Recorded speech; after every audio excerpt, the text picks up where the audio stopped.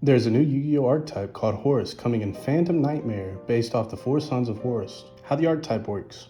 Each monster has the first effect. If you control King Sarcophagus, you can special summon monsters from the grave once per turn, during either turn. They each have different second effects though, as follow.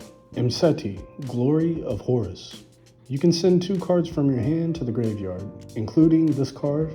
Add 1 King Sarcophagus from your deck to hand.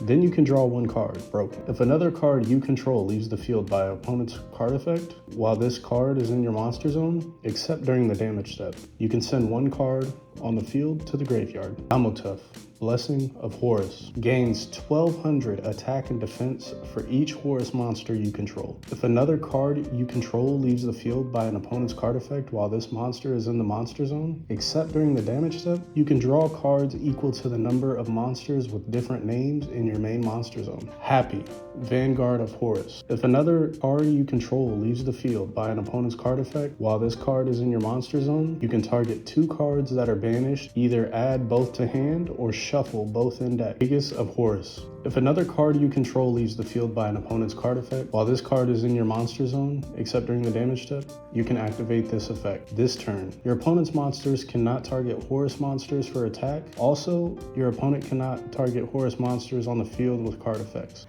Let's talk about the field spell. King Sarcophagus. Horus monsters you control cannot be destroyed by card effects unless they target them. You can send 1 card from your hand to the graveyard, send 1 Horus monster from your deck to the graveyard. You can only use this effect of King Sarcophagus up to 4 times per turn. Once per turn, at the start of the damage step, if a Horus monster battles an opponent's monster, you can send that opponent's monster to the graveyard. Broken!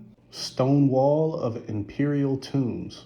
This card name becomes King Sarcophagus while in the field zone.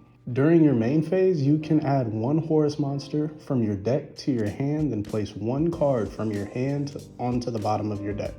If you activate the effect of Horus Black Flame Deity, you can draw 1 card. Horus the Black Flame Deity. If you control a Horus monster and King Sarcophagus, you can reveal this card in your hand and send 1 card from your hand or field to the graveyard. Then you can send 1 card from the field to the graveyard.